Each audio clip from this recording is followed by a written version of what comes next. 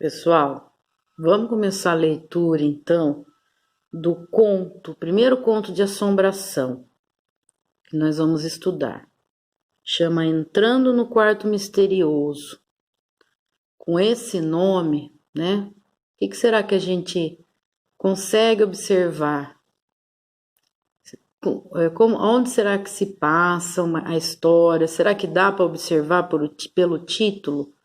Entrando no Quarto Misterioso. Eu quero que vocês observem, tá? Vocês analisam. Essa história foi escrita por Adriano Messias. Na atividade que eu mandei para vocês hoje, tenho a biografia sobre o Adriano Messias. Depois eu quero que vocês leiam, tá? Eu vou comentar com vocês também. Vamos então para a leitura. A chave que abre a porta daquele cômodo sempre fechado, construído atrás da despensa, ao lado de velhos barris de carvalho, é pesada e feita numa mistura de cobre com alguma coisa. Tem aquele tom esverdeado que a gente chama na roça de zinabre. Conta-se que antes de o sítio de meus avós existir, havia um casebre erguido sobre um lamaçal. Quando meu avô construiu a casa no local em que se erguia a tapera, havia um pequeno cômodo que resistia ao tempo. Estaria vazio, não fosse a ruína de um antigo tear para fiar algodão. O tear original sumiu, contou-me Bá.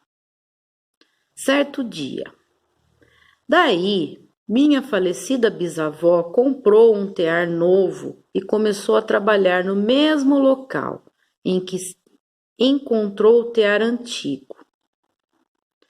Daqui em diante fica uma lacuna. Muito tempo atrás, as pessoas não tinham o costume de registrar os acontecimentos como fazemos atualmente, e por isso sentimos que o quebra-cabeças do passado fica sem algumas peças importantes. Continuando, segundo parágrafo.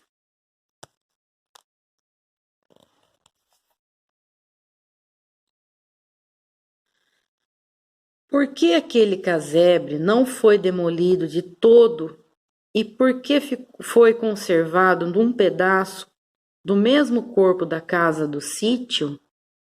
Ninguém nunca soube explicar isso. O que eu ouvi dizer é que o quartinho de taipa original é hoje aquele quarto fechado que vou abrir esta noite. Todos dormem nos quartos que ficam além da salona e, se tenho olhos que me espreitam, devem ser apenas almas boas que vagueiam próximas às janelas que dão para o quintal.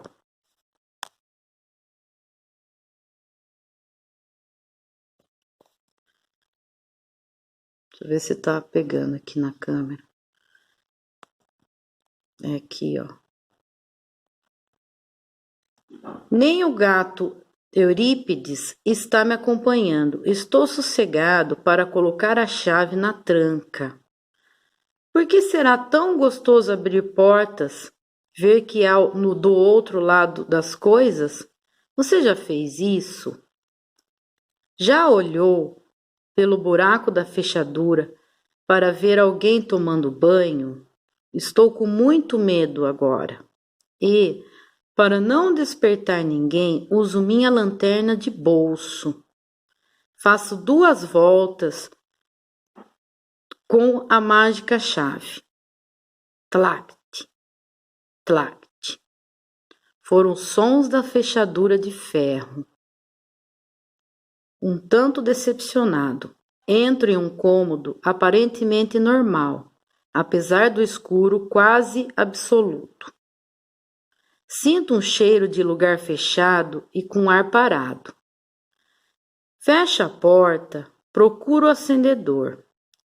encontro um daqueles bem antigos, dependurado por um fio preto que desce do teto e a gente aperta um interruptor.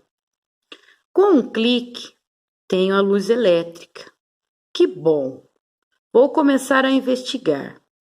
Vejo uma sala ampla. Não imaginava que fosse tão grande assim. Do lado de fora, parecia minúscula. Sobre mim há muitas teias de aranha.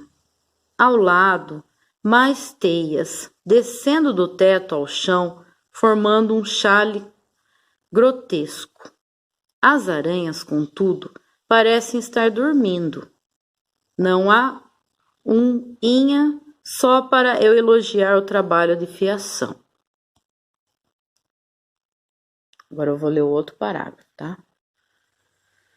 Do que eu tenho medo agora, tenho medo da velha de um olho só, que minha tia chama, que minha tia Clara me falou. De morcegos não tenho medo, não. Há um bem acima de mim, que deve ser parente do morcego Eugênio, da casa de minhas 3 tias tricoteiras. No forro de palhinha trançada, há um buraco que deve servir de entrada para que muitos bichos da noite se abriguem. No centro do cômodo vejo um tear enorme, lindo, se bem que empoeirado, mas com os fios ainda esticados. Em meu costumeiro caderno de anotações, o caderno de segredos misteriosos, que sempre trago comigo por toda parte. Fiz pesquisa sobre tear e roca para a aula sobre história de Minas Gerais. Vou aproveitar a luz que acendi para ler algumas partes para você. O tear era uma peça muito importante para os habitantes do sul de Minas e ainda é em cidades que vivem basicamente o artesanato de fiação. A roca é um instrumento menor para tecer, tem um pedal e um fuso, que é aquilo que espetou a bela adormecida, antes dela adormecer. Claro, no conto de fadas. Quando comecei a ler, percebi que eu era analfabeto de tear. Vou explicar. Descobri brincando de palavras cruzadas que podemos ser analfabetos de muitas coisas. Não só de letras, números e interpretação de textos. Quem não sabe pintar é meio analfabeto de pintura. Quem não tem educação é analfabeto de boas maneiras. Assim, quem não sabe o que é um tear e nada entende de fiação, realmente é um analfabeto no ramo. Angustiado com essa história dos analfabetismos que nos rodeiam, tratei de entender mais um pouco sobre o tear e uma roca, sobre um tear e uma roca. Arrumei um desenho de tear antigo e escrevi o nome das partes para você entender melhor. Veja o desenho e acompanhe minha explicação. Um conjunto de fios esticados é chamado de urdume. Quando há vários conjuntos de fios esticados, chamamos de trama. Palavra legal, pois também dizemos assim, a trama do filme de suspense é muito bacana. É que a vida é um tear. Temos nossos fios também, não é? E temos ainda as tramas, e os tecidos, e os textos. Mas voltemos da filosofia. Este tear que você está vendo no desenho é chamado tear de pedal. Os fios trabalhados podem ser em algodão cru tingidos ou não. Na trama, eles são assados no sentido transversal do tear com o auxílio de uma agulha chamada navete. A trama é passada entre os fios de urdidura, por uma abertura entre os fios ímpares e pares, denominada cala. Alguns teares também precisam de um pente, mas não é aquele de cabelo. Um pente é um objeto que permite levantar e abaixar alternadamente os fios da urdidura para liberar a abertura da cala e a passagem da trama. Entendeu? Parece meio complicado, mas não é. Agora veja uma roca no outro desenho que fiz. Ela é um instrumento usado para manufatura de fios artesanais por fiação manual. Com a roca podemos fiar fibras de origem animal, lã de carneiro, de cabra, por exemplo, vegetal, algodão, linho, rume, juta e até sintética, descoberta mais recente. Vovó sempre diz: roca com seu fuso. É um velho ditado, ou seja, cada um na sua. Tudo isso faz parte da pesquisa que fiz. Você percebeu esse piscar? Que saco! Acho que a lâmpada vai queimar, pois está piscando sem parar. Deixe-me investigar melhor. Ao lado do tear está a roca, mas quebrada, que pena. Além de muitos sacos com fios e lãs ainda não fiadas, gostaria de entender melhor como a roca funciona. Que surpresa! Tem um visitante.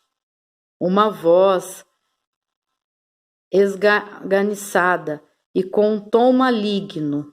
Deu-me um susto vindo de trás. Olho e me espanto. É a velha de um olho só. Deve ser ela. Tia Clara estava certa. Minha alma líquida se congela de medo. Quer que eu lhe descreva o que vi? Então tá aí, pessoal. Eu fiz a leitura só para vocês acompanhar comigo a leitura, certo? Mas eu quero que vocês analisem parágrafo por parágrafo. Eu quero que vocês anotem as palavras difíceis. E eu quero que vocês respondam as questões que eu coloquei na atividade. Tá bom?